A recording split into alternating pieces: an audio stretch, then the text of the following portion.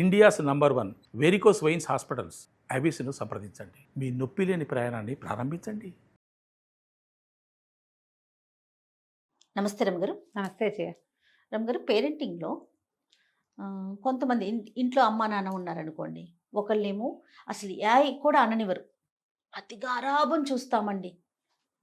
ఇంకొకరేమో తిట్టేస్తూ ఉంటారు, అవసరమైతే చేయి కూడా చేసుకుంటారు.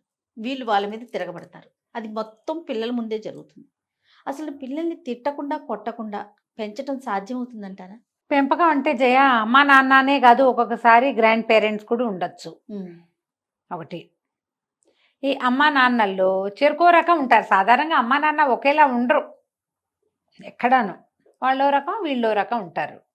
చెరో రకము. ఇందులో అమ్మమ్మ వాళ్ళు ఉంటారా, నాయనమ్మ వాళ్ళు ఉంటారా, ఇది ఒక పాయింట్. వాళ్ళు ఎవరు లేరు, వీళ్ళిద్దరే. ఎవరైనా ఉంటే ఏమిటి, లేకపోతే ఏమిటి, రెండు మాట్లాడాలి మనం. అవును.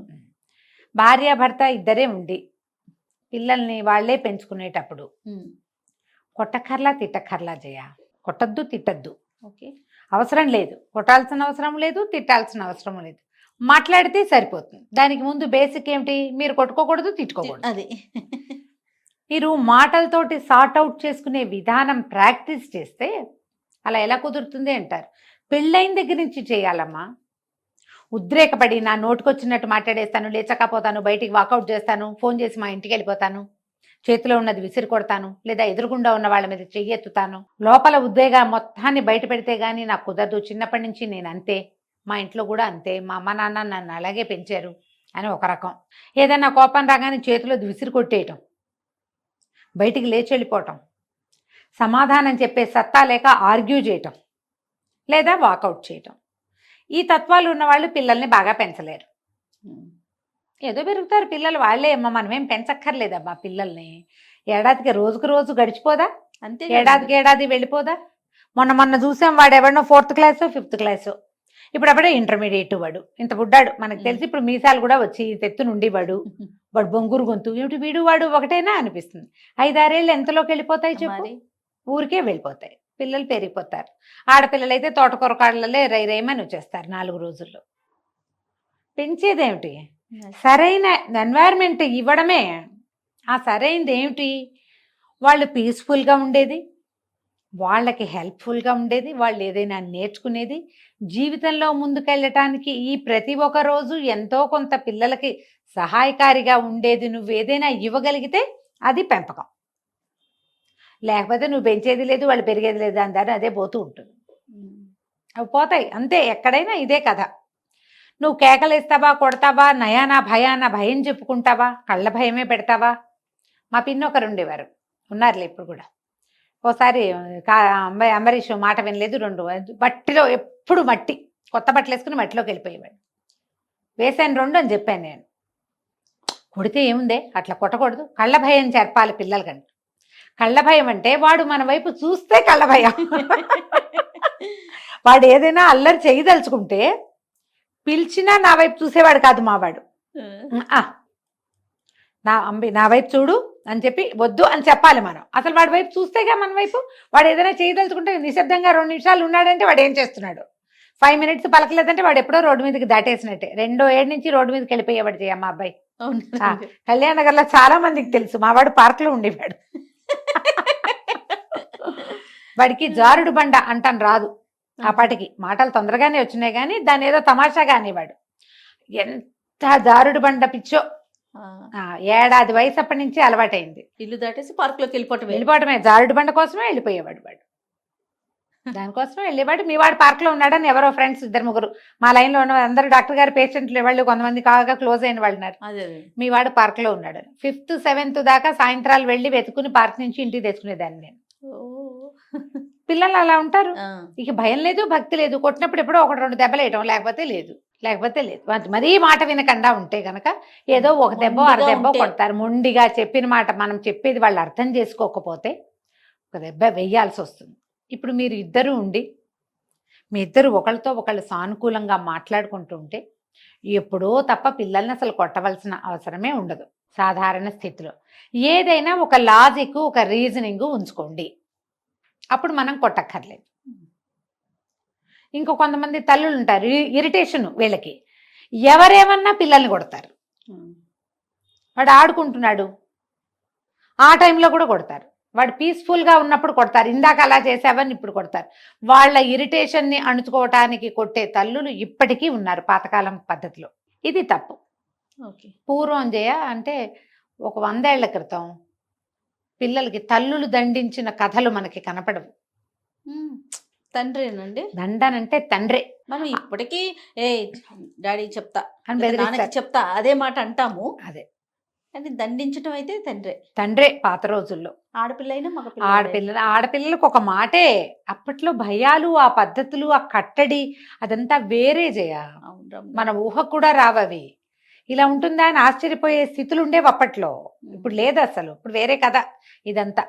మీరు మాట్లాడి నచ్చ చెప్పి అర్థమయ్యేలాగా చెప్పి అర్థం చేయించి ఏదైనా మాన్పచ్చు. మీరు కొట్టేసి తిట్టేయకుండా, మీరు కొట్టేసి తిట్టేస్తే మీకు తాత్కాలికంగా మనలో కలిగిన ఉద్వేగం తీరుతుంది, కానీ వాడి విధానాలు మారిపోవు.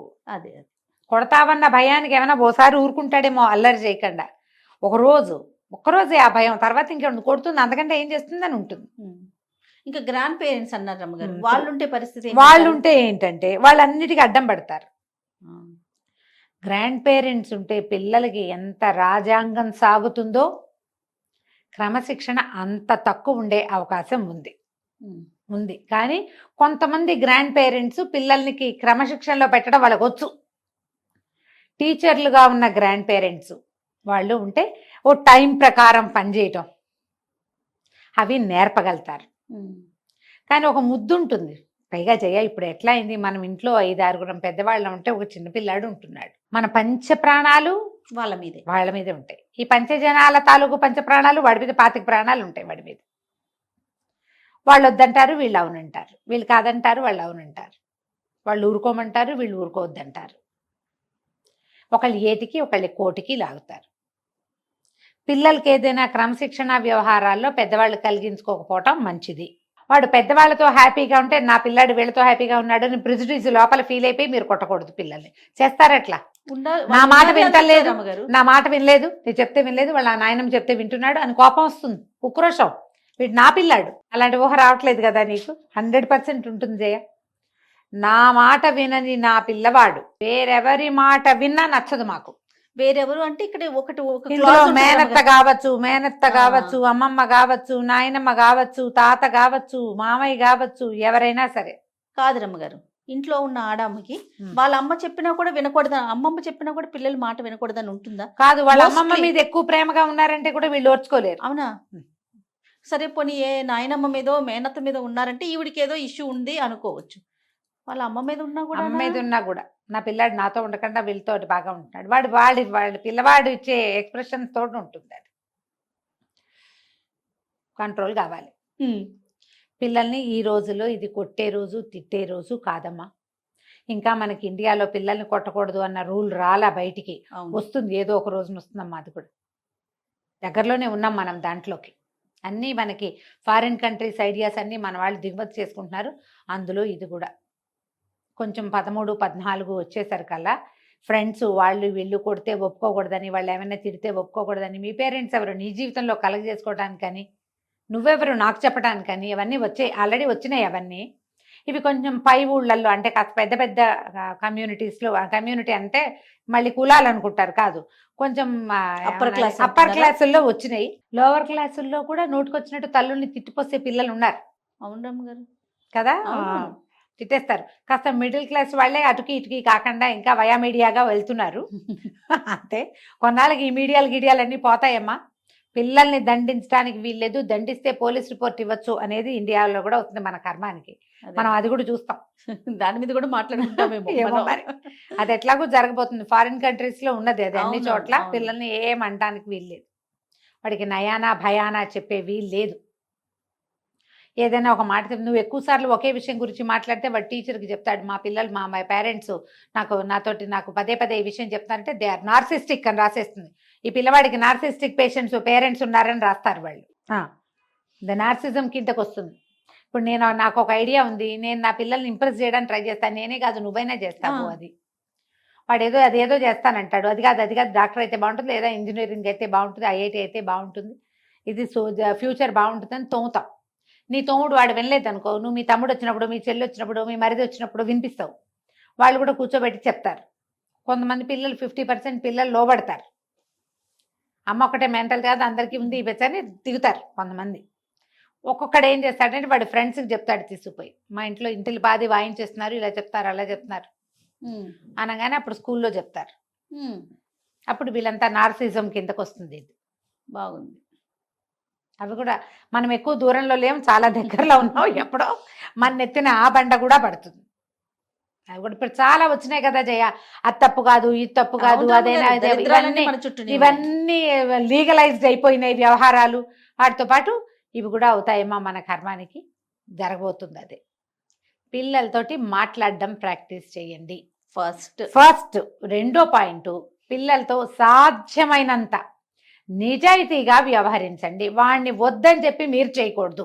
మీరు చేశారా మీ విలువ పాతాళంలో ఉంటుంది. వాడు మీ మాట వినడు, ఇంకా మిమ్మల్ని నమ్మడు. ప్రేమ ఉంటుంది, అమ్మా నాన్న అంటే ప్రేమ లేకుండా ఎందుకుంటాయి? అన్నీ వీళ్ళే చూస్తారు, చేస్తారు, తినిపిస్తారు, పెడతారు, డబ్బులు పెడతారు.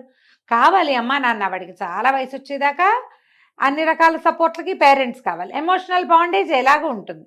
కానీ ఒక్కొక్క నమ్మకం అనే ఒక కోషెంట్, ఒక ఇది ఉంటుంది చూడు, ఏమన్నా ఒక సెగ్మెంట్, వీళ్ళని నమ్మచ్చు, వీళ్ళు చెప్పేది అక్షరాల నిజం, వీళ్ళు తన విషయంలో ఏం చేస్తారో మన విషయంలో కూడా అదే చేస్తారు అనే ఒక్క పాయింట్ ఉంటుంది చూడు, అక్కడ మీరు వాడి నమ్మకాన్ని కోల్పోతారు.